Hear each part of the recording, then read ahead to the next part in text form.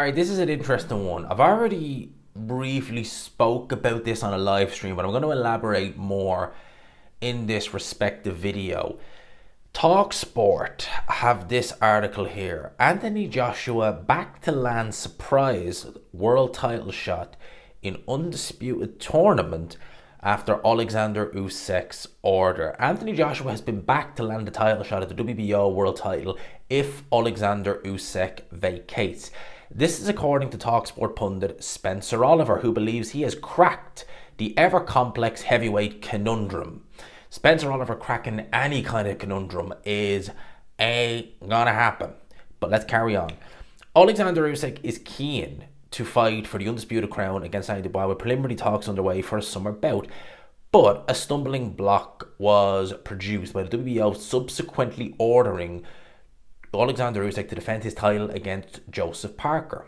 He could be forced to vacate if he chooses to face Dubois, or could look to file for an exemption with the WBO to grant all four belts being on the line. If he chooses to face Dubois and vacate the WBO strap, a small possibility could see Parker upgraded to full champion or thrust into a shot at the belt. Well, no, he should be upgraded to full champion.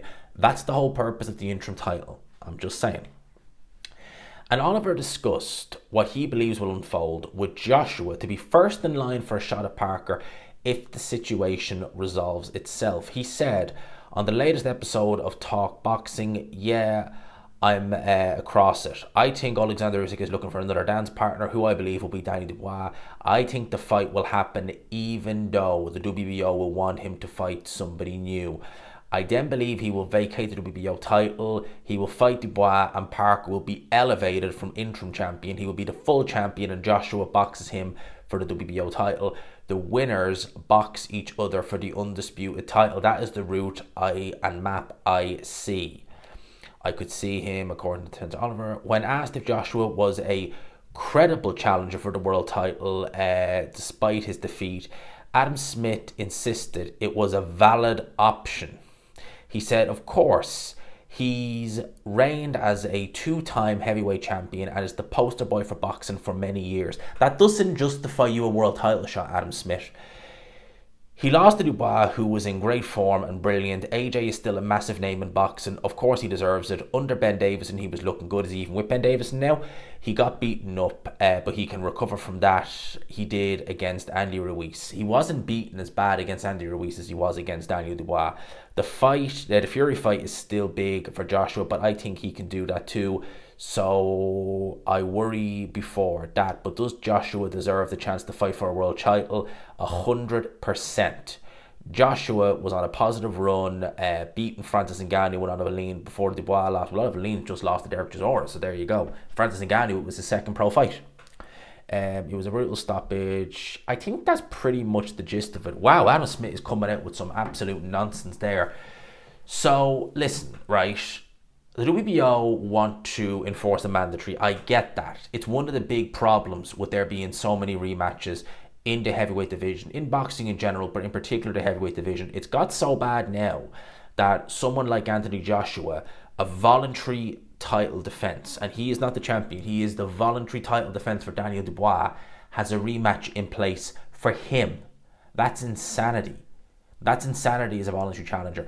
Mandatory challengers now getting, mandatory shots with a rematch clause in place. As far as I'm concerned, there should only be a rematch clause in place for a voluntary, possibly if it's an undisputed unification, possibly, but only those circumstances. If it's a unification, I don't think there should be a mandatory in place, or there should be a rematch in place if it's a unification. If it's a mandatory defense, certainly not. A voluntary for the champion, yes, they should have a rematch in place.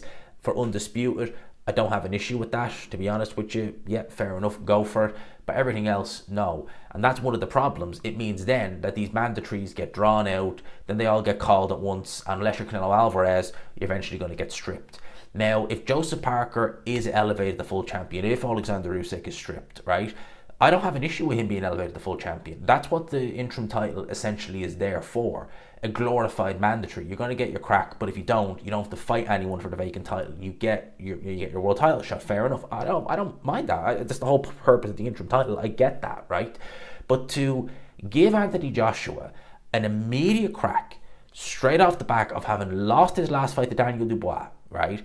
That right there is just wrong. And for someone like an Adam Smith to go and defend that and say, oh, he deserves it, based off of what, Adam Smith? Oh, well, he's done all this in the past. Okay, what has he done for me lately? You know, you're essentially saying what, that Anthony Joshua, so Deontay Wilder made 10 defenses of the WBC title in the past. Should he automatically get a crack at the WBC title? If he made all those defenses all those years back, if he was flying the flag for American heavyweight boxing, should he just automatically jump the queue and get a world title shot against Alexander Usyk because of that? By your logic, yes. No. Anthony Joshua, whether you love him or hate him, right? And Anthony Joshua in his day, he really did try. He tried to become undisputed. He tried to fight the best. He wasn't good enough. It's as simple as that, right? For someone like Anthony to insinuate that that's all irrelevant, and even though he lost his last fight, he should still jump the queue, because that's essentially what he's going to be doing. He's going to be jumping the queue and going straight in for a crack with Joseph Parker. I don't agree with that. And essentially, same as I've said before, right now I think Anthony Joshua was done, and I think that if he fights Joseph Parker, he loses. He probably gets stopped this time by Joseph Parker, to be honest with you, because he's bringing up Andy Ruiz. Well, yeah, Anthony Joshua against Andy Ruiz was actually winning the fight until he made a mistake. He engaged with someone who was a short-handed, fast counter puncher on the front foot, and he got caught and he never recovered and he was taken out. Fair enough. That's how it happens. It happens like that. Against Daniel Dubois, he was in control for maybe a minute in the whole fight. Out of the whole fight, maybe you could get enough to put a minute where Anthony Joshua, you could say he was actually doing some stuff. That's it. The rest of the time, he was getting hit with jabs, he was getting hit with hooks, right hands, everything. And he was getting dropped and bounced off the canvas and nearly getting knocked out cold. That's what happened to him in his last fight. So why in God's name is Anthony Joshua, should he be entitled to jump the queue? He shouldn't be. As far as I'm concerned, Joseph Parker, if he is elevated to full champion, he should be fighting fighters in the top 10. Good fighters at that. I know Caballel is mandatory with the WBC, but what's wrong with him fighting Najib Caballel? What's wrong with him fighting Filip Hrgović versus Joe Joyce, the winner of that fight? Let's say Joe Joyce springs the upset. What's wrong with him having a rematch with Joe Joyce as the winner, or Filip Hrgović? I think that if the winner of Joe Joyce Hrgović, albeit it's only one fight, that still puts them in a better position to challenge for a world title, in my opinion. It really does. If Bacoli doesn't want to go, if Martin Bacoli, maybe he wants a rematch if he beats F.A. Jagba, or if F.A. Jagba beats Bacoli, at least they're doing something.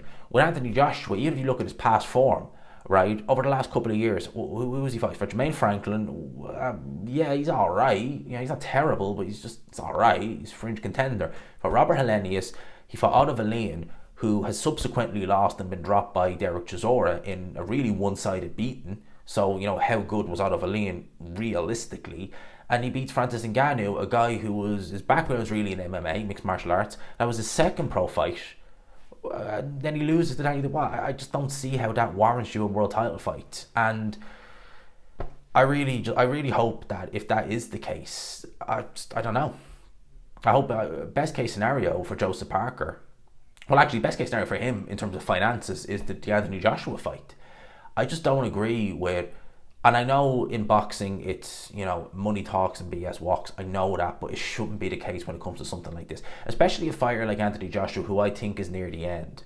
And realistically, this is just to milk a little bit more money out of him. That's all it is. It's just to milk more money out of him. And if he did, say, just pull it off, and I'd actually consider it an upset if he beat Joseph Parker. Is he going to beat Dubois in a rematch? I don't think he's going to beat him in a rematch. Is he going to beat Usyk in a trilogy fight? I don't think he's going to beat him. I look at Joshua now, and I look at these top heavyweights. And not even the top heavyweights. I look at guys like Fabio Wadley and Moses Atauma, who are chopping at the bit to get their shot. And I think they're looking at Anthony Joshua like, oh my God, you are the old guard, you are beatable, and I want to be the man to do it. So, I just don't like it. I don't think he should get a shot. I don't think he should get an instant crack. I know some people are going to say, well, look at Klitschko getting an instant crack in Anthony Joshua. I would say that is a little bit different, because Klitschko had a rematch clause. I know the rematch word comes in again. He did have a rematch clause in place for the Fury fight, which he did trigger. He was trying to get that fight. It wasn't his fault that it took over a year to get him in the ring, Klitschko, because Fury, you know, he had the pullouts, he had the failed tests, everything. So with Klitschko, you can kind of say, okay, so he was owed a shot because of the rematch. It just happened to be that it was Anthony Joshua, so all that. That's altogether different. And some people say, well, Joshua had a rematch clause in place for the IBF title, not the WBO. It's very different. So, yeah, that's what Adam Smith and someone did say, have a listen. Oh my good lord, I wish I hadn't now. Let me know your thoughts. Anthony Joshua versus Joseph Parker, potentially for the WBO heavyweight title. Let me know. You for it? Are you against it? Leave it in the comments. Hit the like button as well if you could. Really does help your boy out. People, I'll leave it there. Peace.